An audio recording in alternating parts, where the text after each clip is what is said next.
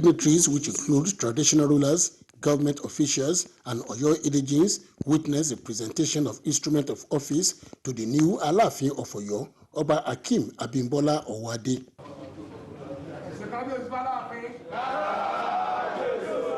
In his remarks, Governor Seyi Makinde described the new Alaafin as a leader ready to preserve the cultural and historical heritage of the Oyo Kingdom. Besides, the significance of the Alaafin's role as more than a traditional leader, but as a custodian of the kingdom's rich history and traditions. He emphasized transparency and accountability in the selection process, warning that any chief found guilty of collecting bribes during the selection process will face prosecution. Those that are still hell-bent on destabilizing our traditional institution in Oyo, the government is not letting them. We will prosecute them. Expressing his gratitude to Governor Seyi Makinde and the people of Oyo, Oba Hakeem Owade pledged to prioritize the kingdom development and welfare of its people. Oba Hakeem Owade, the 46th Alaafin of Oyo, who succeed the late Oba Lamidi Olayiwola Adeyemi III, who ruled Oyo Kingdom for 50 years coronations, will take place in 4 weeks' time.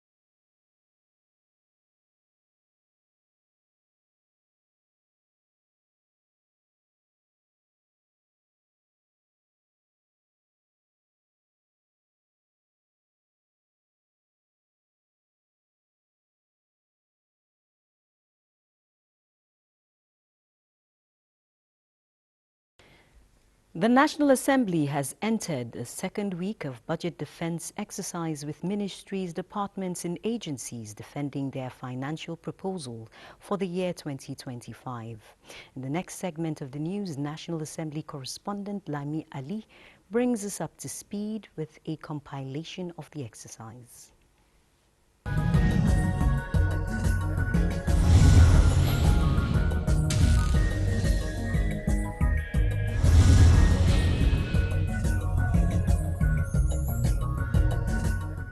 Minister of Power at the Budget Defense informed the Senate Committee on Power that 2.779 trillion naira is the ministry's proposal and that powering and installation of CCTV cameras on highways across Nigeria for safety of travelers is among its about 200 capital projects in 2025. We also intend to establish command and control centers at every 20 kilometers to ensure that they are properly equipped to patrol those routes, and where there is anything triggered on the CCTV, the security personnel will be there. The Senate and House Joint Committee on Army continued the engagements behind closed doors after commitments to ensure improved security. We know what is required in terms of the type of procurement made by the Army itself. We have seen how we have succeeded in improving their capital and largely their overheads. The Joint Committee on Science and Technology hosted the minister, who emphasized that the ministry will sustain the trajectory of economic diversification through application of science, technology and innovation. To move the Nigerian economy from resource to knowledge-based, driven by innovation. Many R&D resources of the ministry have not gone beyond shelf of laboratories, and the ministry need to make effort in commercializing and patenting those resources. At another session, the Ministry of Environment and its agencies defended their proposals before the Senate Committee on Environment. We don't have any challenge except that the funding is not. Immediately, the one that requires to come back, immediately will come back. Meanwhile, the Joint Admission and Matriculations Board, JAMB, was asked to forward more documents when it appeared before the Joint Committee on Tax Fund. Need a detailed information on the extent of spending of JAMB. National Senior Citizen Center was among agencies that got the green light on their proposal before the Special Duties Committee at Senate. Improving welfare of retirees was what dominated the budget defense engagements between the Joint Committee with PENCAM and PITAD. We also need to take into cognizance as well the deduction by the federal government. We do hope that it stays at 30% or lower. Just the highlights for us to be able to look at it. The chairman of the NDLEA sought the support of the National Assembly during budget defense to enable it to procure equipment as it continues the war against illicit substances.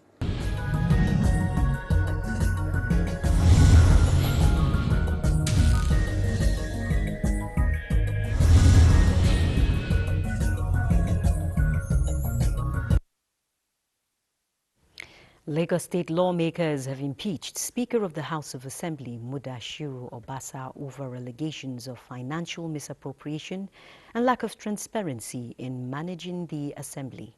The motion for the impeachment was moved under matters of urgent public importance at an emergency plenary in Lagos. Musa Toliat reports. The plenary was far from the regular because it was conducted in the chamber without power supply. Having acknowledged a letter for emergency sitting, Honorable Femi Said, representing Koshafe Constituency 2, moved the motion for the impeachment of the Speaker, Mudashiru Obasa, under matters of urgent public importance. I hereby move that the Speaker of the Lagos State House of Assembly, Right Honorable Mudashiru Ajayi Obasa, be removed as Speaker of this House Assembly for the following reason. 1. Gross misconduct and poor leadership, including perpetual lateness to legislative sessions and meetings. Thereafter, the clerk declared the office of the Speaker vacant. Then it was time for nomination for the office of the Speaker. 32 out of the 40 members of the Assembly ratified the nomination of Mojisola Lasbat Miranda as the new and first female Speaker of the Lagos State House of Assembly, while Honorable Majid Fatai became the Deputy Speaker. Strive to preserve the fundamental and objective and directive principles of state policy. So the House, as you can see, we have resolved to work together and ensure that we move the Parliament to the next level. The House of Assembly also suspended the Clerk of the Assembly, Olalekan Onofeko, and he has been replaced with Abubakar Taiwo as the acting Clerk of the House of Assembly. In Lagos, Musa Toliat, NTA News. Away from legislative matters, who would like to win a free trip? Or better still, some cash? Well, the Coke Studio Beat the Drop campaign, designed to uplift music enthusiasts, is currently rewarding consumers with exciting prizes, including an all-expense-paid trip to South Africa for an exclusive musical experience and up to 75 million naira in cash prizes. As of this Monday, 4 lucky consumers have already won the all-expense-paid trip to South Africa, while 20 lucky consumers from across the country have claimed 1 million naira cash prize each. Coke Studio unveiled some of the consumers who have won the trip to South Africa and 1 million naira cash rewards, while showcasing the impact Coca-Cola is making on people's lives. The Coke Studio Beat the Drop campaign is also urging consumers to take advantage of the Coke Studio experience to become the next millionaire by continuing to buy, drink, and participate in the promo. Any drink could make one a millionaire or the next lucky winner of a trip to South Africa. By 2030, an estimated 35 to 40% of duties will require digital skills. To meet this trend, the government, through the National Information Technology Development Agency, NITDA, has launched the Digital Literacy for All program to train civil servants in skills needed to deliver efficient and tech-driven services to citizens. Chimdimma Undubisi reports that in the next 3 days, the first batch of 1,848 civil servants will undergo training in key digital skills, including fundamentals of using digital tools, effective use of computers and mobile devices, and creating online content and digital safety and security. Civil servant enroll on this platform in partnership with Cisco. Anybody that participates in this program will earn a certificate that is globally recognized. And this will empower all our public servants to be digitally literate. The expected outcomes are upskilling of our staff to be able to know how to navigate and bring themselves up to speed regarding digital skills, and to be able to have a workforce that will be able to deliver better service for Nigerians. The target is to train 8,000 civil servants per month to reach more than 5 million formal workers across both public and private sectors by 2027. This initiative also aligns with the broader goal of achieving 70% digital literacy across Nigeria's population by 2027. And still on training, the federal government is realigning policies to make education in Nigeria more practical and less theoretical, part of deliberations at a meeting convened by the Ministry of Education with rectors of polytechnics and provosts of colleges of education. Zenret Dingmun reports. Highlighting the need to intensify efforts towards the digitization of education sector, the Minister of Education emphasizes that the current narrative must be changed. Priorities, he states, must be properly aligned to ensure Nigeria keeps pace with global educational trends. The minister urges tertiary institutions to diversify their revenue sources and sensitize students on how to access students' loans and other available opportunities. Participate actively, as your contributions will be instrumental in shaping the policies that govern the education system, which directly impacts the lives of countless students across the nation. We now need to align the courses we teach in a federal polytechnics and a federal college of education with what we need in the country. You need to align your educational programs with Nigerian National Development Plan. Inadequate funding, dichotomy between university and polytechnic graduates, the implementation of dual mandate, inadequate hostel and classroom facilities, the sharing formula for TED fund interventions, staffing and training challenges.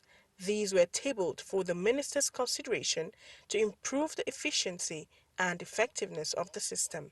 Consequently, cases of theft and unkempt environment, college environment, are becoming rampant, since many of the unpaid casual personnel lack motivation to perform their duties on a salary of 10,000 naira. We strongly advocate for the establishment of a National Polytechnic Commission to serve as a dedicated regulatory and supervisory body for the polytechnic education.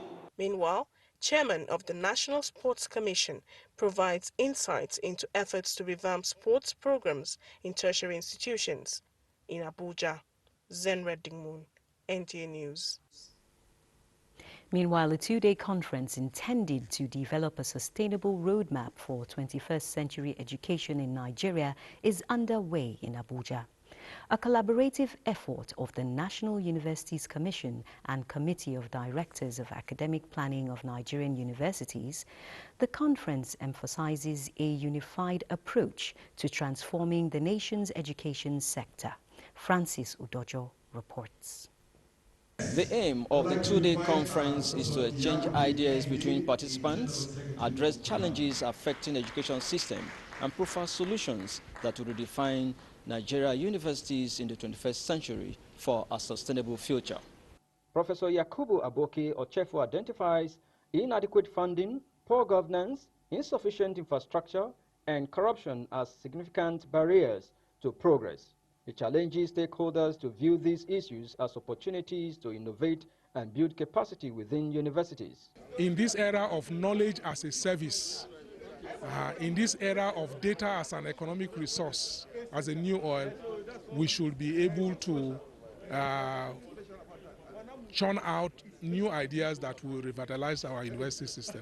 You can't run away from AI in these days. So he has listed some of the issues to be tackled, and I'm sure the DAPs at the end of the two-day conference will be able to come up with resolutions that will be very impactful to the Nigerian university system. We can work with all the things that we have to make sure that Nigerian universities have the opportunities of measuring up to the demands at the global level. The event aims to provide a sustainable roadmap for redefining university education in Nigeria, ensuring it meets the demands of the 21st century. In Abuja, Francis Udojo, NTA News. Now let's join Jennifer in our Lagos studios for more reports on the network news. Jennifer.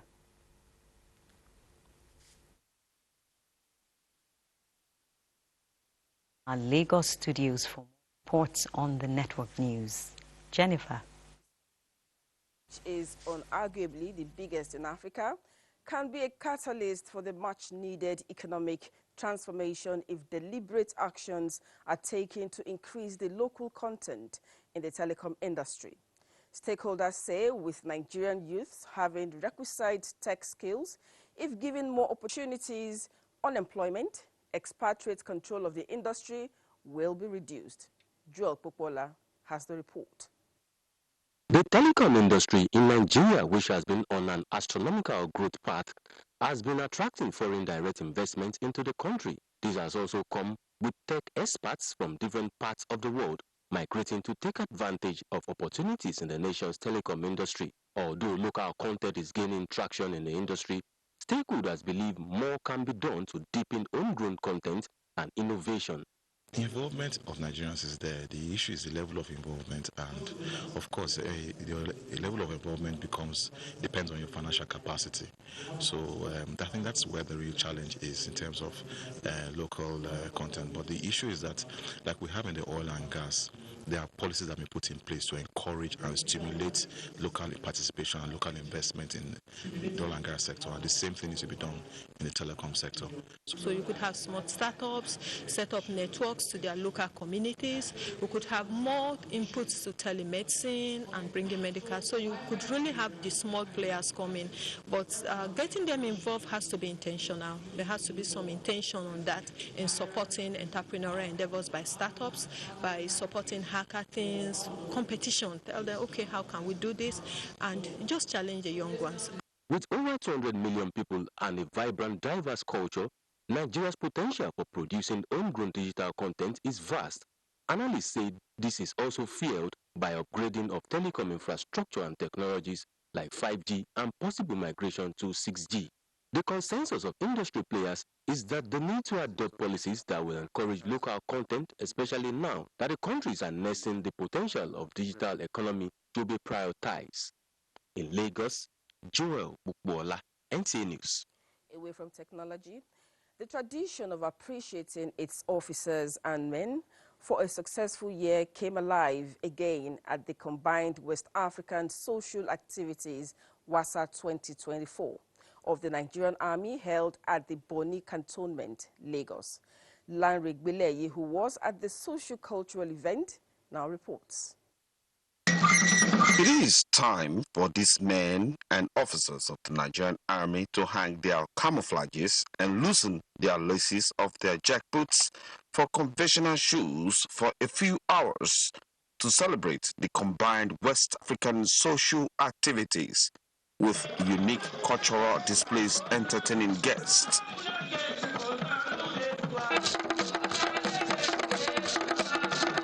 The host, Brigadier General Usman Musa, says the event is not only for officers and men to unwind, but to appreciate the melting pot of diverse culture the Nigerian Army has become, as well as improve military-civil relationship. In the present times, WASA has become a channel of expressing gratitude to God Almighty for making it possible for the organizing units to have achieved successful completion of the year's activities. The GOC 81 Division Nigerian Army Major General Umar Majinyawa commended the officers and men for their doggedness and dedication, urging them to keep the flag flying this year.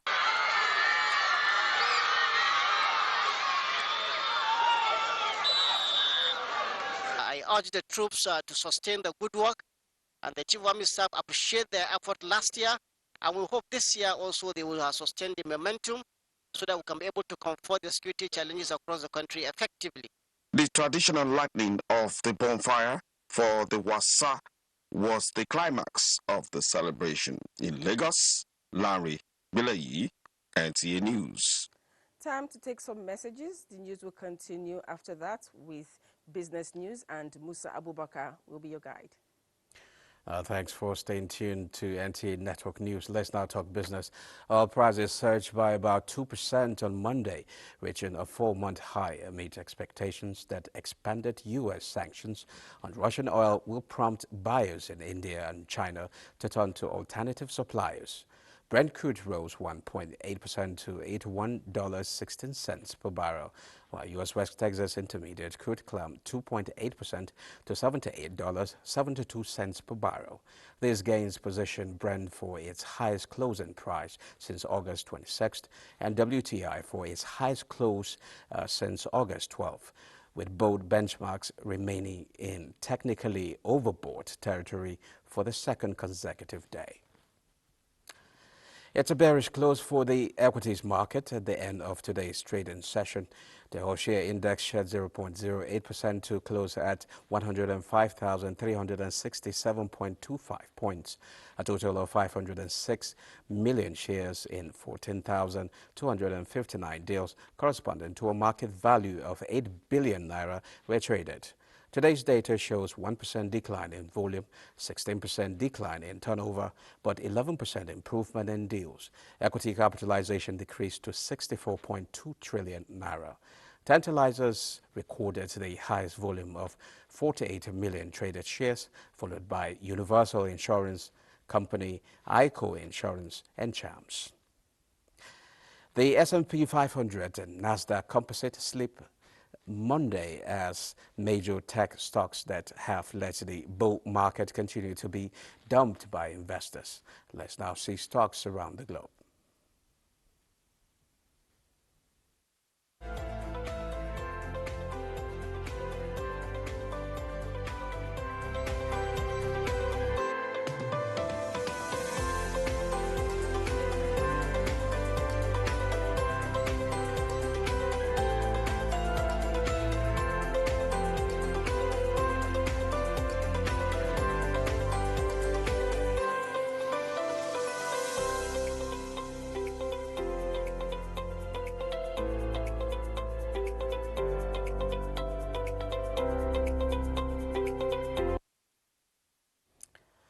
Well, that's business news. Network News continues with Najatu after the break. Senator Samuel Anyanwu says he remains the substantive National Secretary of the People's Democratic Party, despite dismissal of his position by an appeal court in Enugu State. The appellate court ruling upholds the decision that recognizes former National Youth Leader Sunday Ude Okoye as the National Secretary. Correspondent Timothy Yusuf reports that the party's National Publicity Secretary, Debo Ologunaba, however, says the PDP is yet to receive any stay of execution on Anyawu's resumption. The National Secretariat of the PDP officially opened this Monday, 13 January 2025, from the Yuletide holiday. Two factional secretaries vowed to resume following the Enugu State Court of Appeal ruling sacking Senator Samuel Anyanwu from office, having participated in the last governorship election in Imo State. Anyanwu resumed office, saying that with the stay of execution, the status quo must be preserved, meaning he remains the National Secretary until the Supreme Court resolves the matter. As a matter of fact, what the law says that I should appeal. I appeal the matter, appeal for stay of execution and appeal to the Supreme Court. Obviously, what it means that the position remains as it is until determined by the Supreme Court. Sunday Ude Okoye, however, did not show up at the PDP National Secretariat against his earlier resolve to resume office this Monday. PDP National Publicity Secretary Debo Ologunaba has reacted to the development, saying the party has not received any stay of execution, describing Anyanwu's resumption as unfortunate. A stay of execution, he stressed, is a process, and that the parties involved in the matter must all be served. Meanwhile, some supporters of Senator Anyanwu staged protests at the entrance of PDP National Secretariat, chanting songs that Samuel Anyanwu remains the National Secretary of the PDP. Timothy Yusuf, NTA News. President Bola Tinubu congratulates former CEO of Leadway Assurance and former chairman First Bank, Tunde Hassan Odukale, on his 60th birthday. President Tinubu commends Hassan Odukale's contributions to the growth and stability of key industries, including insurance, asset management, information technology, and banking. From his tenure as managing director at Leadway Assurance to his previous role as chairman of First Bank and other top institutions, Hassan Odukale has been a defining force shaping Nigeria's financial and investment landscape. President Tinubu joins family, friends and colleagues in honoring his contributions to Nigeria's corporate advancement and wishes him good health and success in the years ahead. Deserted streets in Maputo after Mozambique swears in new parliament on Monday as opposition leader calls for strike in protest of highly disputed elections. And new Lebanese President Joseph Aoun names prime minister. Details with Frama Pani on Global Update. Two opposition parties boycotted the opening ceremony, saying they did not accept the outcome of the October election, while the incoming president, Daniel Chapo, called for calm and unity after months of deadly unrest. Opposition leader Venancio Mondlane, who is popular with Mozambique's marginalized youth, claims the results were rigged in favor of Chapo's Frelimo party that has been in power for 50 years. He urged his supporters to demonstrate their refusal of the official election result with a national strike from Monday to Wednesday when Chapo is due to be sworn in as president. Military police surrounded the parliament building and police blocked main roads to the area during the inauguration ceremony. The city center, usually busy on a Monday morning, was deserted with most shops closed and protesters manning barricades in certain areas. Meanwhile, Lebanese President Joseph Aoun on Monday picked Nawaf Salam, the presiding judge at the International Court of Justice in Hague, as prime minister following consultations with lawmakers. The presidency said the president of the republic called on Judge Nawaf Salam to task him with forming a government, knowing that he is currently abroad. It has been decided he will return tomorrow. The Eastern Mediterranean nation had been without a president since October 2022, run by a caretaker government amid a crushing economic crisis compounded by all-out war between Lebanese militant group Hezbollah and Israel. Frama Panyi, NTA News. Thank you, Frama. It's now time to join Bade in the Sports Corner for updates. Bade? Many thanks, Najatu. And of course, finally, the new coach of the Super Eagles was unveiled earlier today.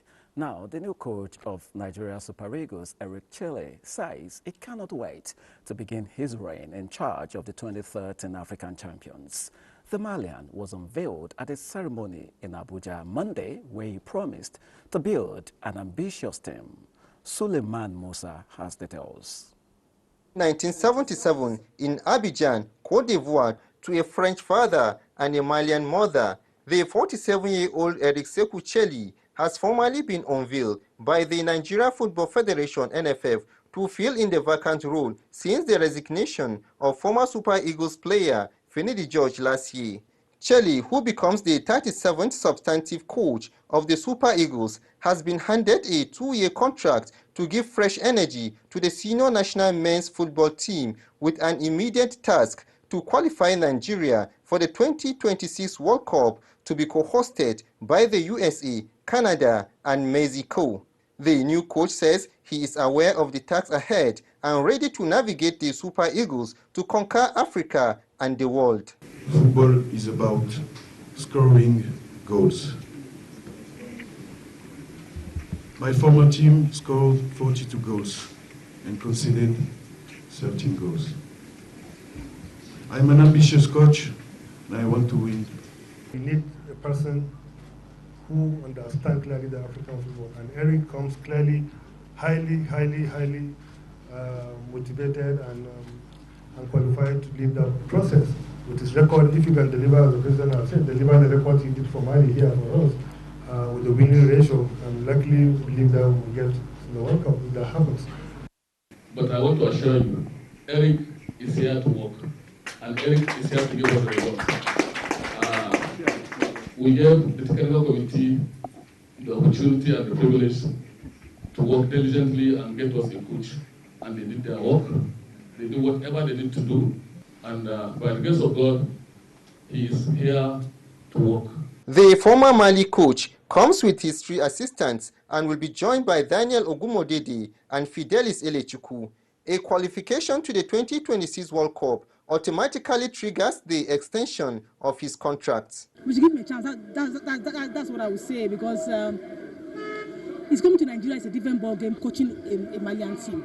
So I think against Rwanda by March, we will now begin to say if he has a quality that the NFF saw. As a nation, is to support him, to give him time, and then the player needs to show the signs of seriousness. Chelle will play an advisory role at the upcoming CHAN 2024, while his first official game will be World Cup qualifier against Rwanda in March. In Abuja, Suleiman Musa, NTA News. There you have it. The man is here. And that's a bit on Sports Update. Let's now return to Najatu. Thank you, Badi. Nigerians, I'm sure, have high hopes. Sure. The committee for the funeral of Comrade Benedicta Madunagu has announced her burial to be on Friday, January 17, 2025. The revolutionary activist, scholar and feminist died at the age of 77. A statement signed by Professor Biodun Jefo indicates that the interment will be preceded by a celebration of her life and times on January 16 in a program that will feature a feminist forum, funeral conference, cultural performances, and tributes from comrades, friends, and well-wishers. Comrade Bene, as she was fondly called, a professor of botany, retired from the University of Calabar after years of mentoring generations of students in her department and ideologically influencing students in other faculties. Comrade Bene, a fellow of the MacArthur Foundation, is survived by a husband, Comrade Edwin Madunagu, and children, Mrs. Unoma Madunagu Agrinya, Ikenna, and Michael Madunagu, amongst others. On that note, we conclude the network news on NTA. Thanks for being a part of it.